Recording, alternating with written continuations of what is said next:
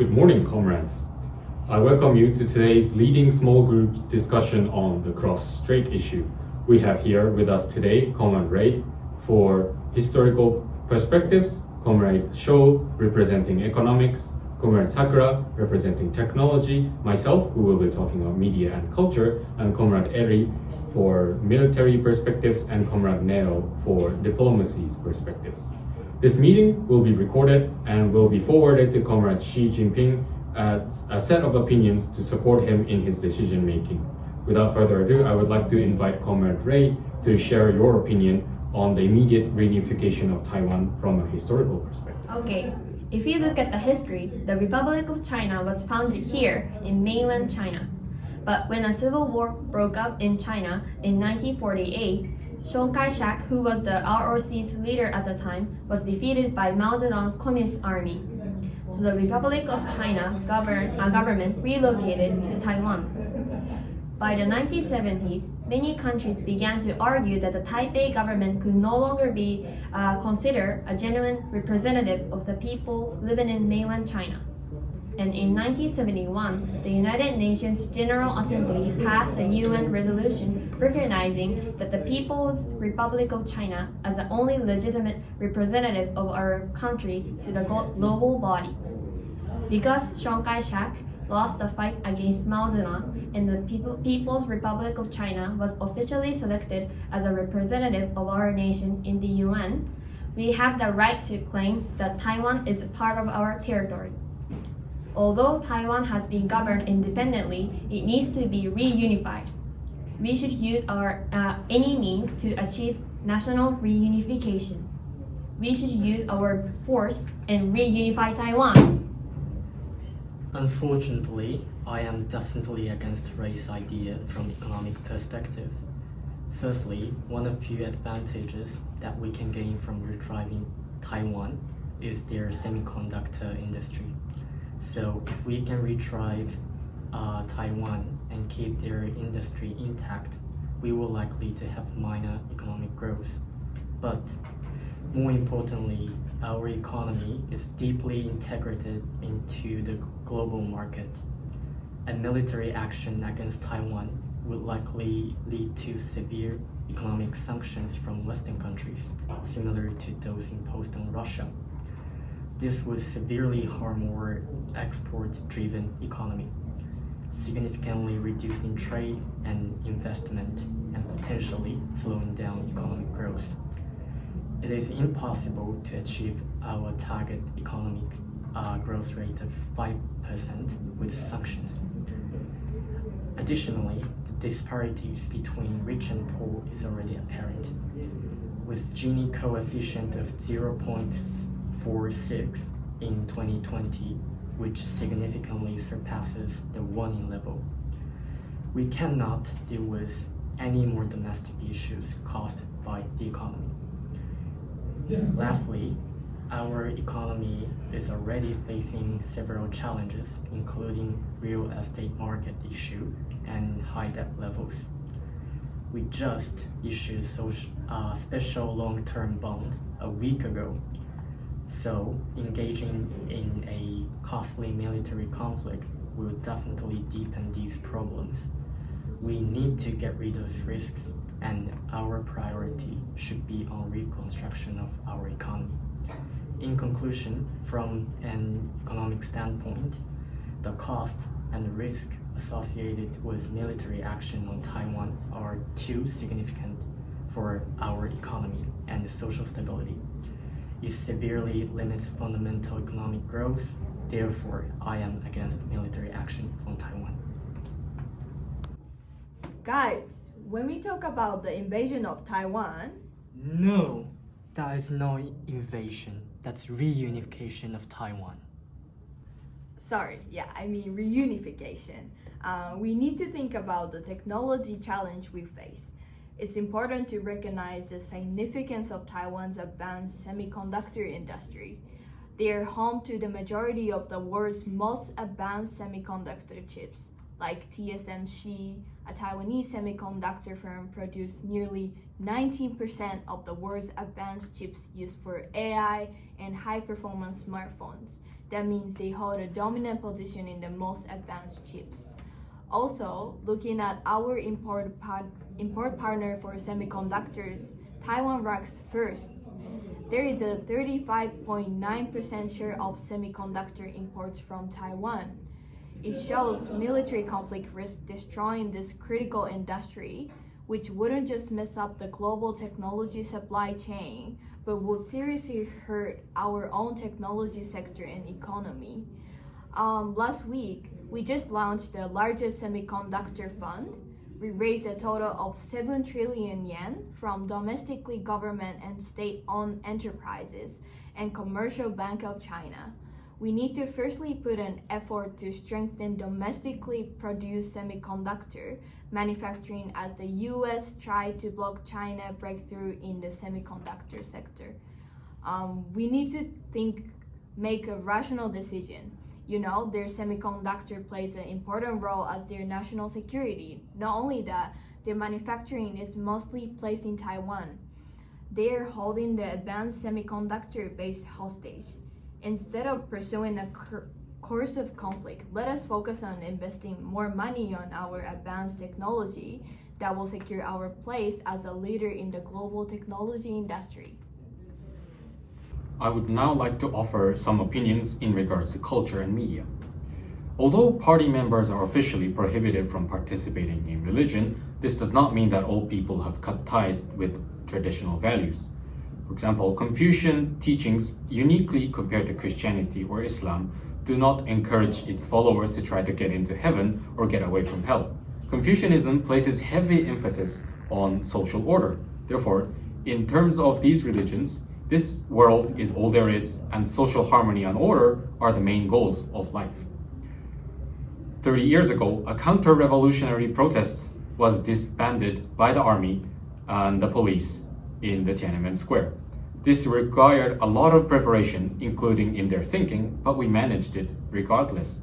Educating our soldiers and officers that this unification is important is a feasible feat.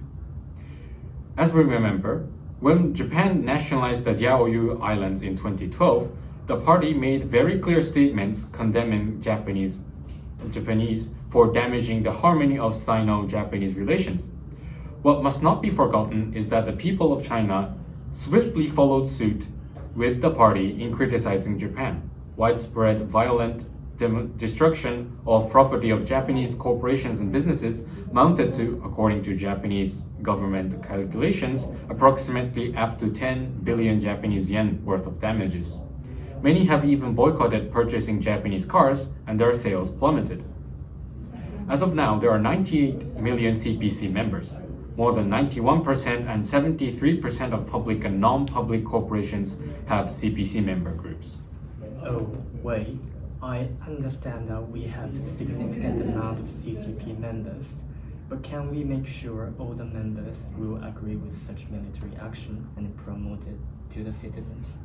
Thank you for a question, comrade. Practically all councils of cities and villages have similar party member groups, and the authority to manage personnel in media companies solely belongs to the party. Their promotion and career depend on the obedience to party policies. No media worker would defy our policies. As we know, Chinese societies are patriarchal systems oriented around one strong father figure whose structure is mirrored in the CPC as well. When the leader decides, the constituents follow suit to respect social harmony. Personal ties to the leader are the utmost importance to some people in the community.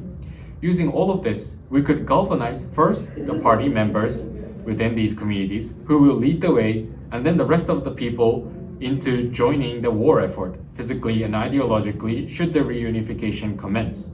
The media, which as we know are the throat and tongue of the party, have always highlighted attempts at military strengthening by the United States and its subordinates like Japan or South Korea. The people of China, especially those who have not traveled or studied abroad, already have a very heightened sense of urgency and regard the West as a significant security threat. Should Comrade C decide to reunite Taiwan immediately, convincing the people of its necessity, inevitability, and rightfulness will not be difficult. How about the military? Our military is the strongest in the world, right? Yeah, in a simple first comparison, our military power has surpassed that of the US military. As of December 2023, the People's Liberation Army has 490 combat vessels compared to 227 US combat vessels. And since the US forces must always guard both the Pacific and Atlantic sides, they cannot devote their full strength to us if they have to fight us. However, because of the different strategies, it is not realistic to make a general comparison based on the numbers alone. I believe one of the most significant differences between the PLA and the US military is the difference in experience. The United States has been constantly moving its military through the Cold War and the subsequent war on terror and intervention in conflict countries until now.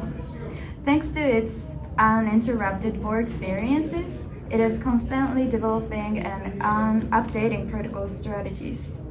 In contrast, the PLA's last war experience was the Sino-Vietnamese War in 1979, 45 years ago. Also, it was fought for only about 2 weeks, so it cannot be considered the fulfilling as a military experience. Furthermore, although much of our military is made up of volunteers, the number of new applicants for enlistment has decreased in recent years. The more educated tend to be employed by corporations and also have more incentive to leave the military. So I think the PLA has become one of the world's largest militaries as it has been strengthened over the years. But even so, we should not invade Taiwan right now because of the concerns in terms of military operations. From a diplomatic perspective, I feel it is not suitable to do the military action toward Taiwan. A military action of Taiwan could cause strong opposition from many countries, including United States, Japan, Australia, and other European countries. Since the Russian invasion of Ukraine from 2022, Russia is isolated in the international community. Various countries have economic sanctions against Russia, and it might happen to our country as well. In our country, also due to the military action to Taiwan, we, like Russia, may lose trust in the international community as well. And also, our country also conducts BRI in the Southeast Asia and other countries, such as this map. And in supporting BRI, we have motto of five principles of peaceful coexistence, and also we have already invested in the energy sector of $12.4 billion, and Taiwan. And if its military invades Taiwan, it may also lose our trust it has gained in that region through support from Southeast Asia and affect the economy of China. Moreover, the US and Taiwan established the Taiwan Policy Act of 2022 and strengthened bilateral relationship of the US and Taiwan. So the US is designating Taiwan as a major non-NATO ally. This legislation provides security assistance, supports our participation in international organizations, and countries China influence in campaigns.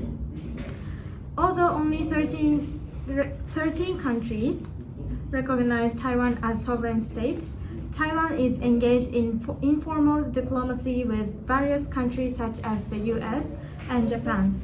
It has also attempted to participate in international organizations and participated in the WHA as an observer until 2017. Although there has been no participation since then, the international community started to have an interest in Taiwan's participation as an observer in the WHO after the COVID-19 situation, because our Taiwan government prevent the disease of spread. And Taiwan Policy Act of 2022 might be able to emphasize the trend to join some international organization as well. Although our military has the best power in the world, and our country is one of the best countries in military and economy and culturally, I feel we should wait to have military action to Taiwan. Thank you, comrades, once again for coming today to offer your insights in each of your sectors. It was made clear that the cross-strait issues remain in a precarious condition. Immediate and forceful reunification have both positive and negative consequences, neither of them negligible. I am confident that, however, Comrade Shi will be able to make an even wiser decision thanks to her contribution. I would like to invite Comrade Shou for a final remark. 感谢各位干部今日汇聚于此，探讨两岸关系。希望各位干部继续思考两岸关系解决方案。希望在不远的未来，我们可以欢迎台湾同胞的归来，达成中华民族统一。散会。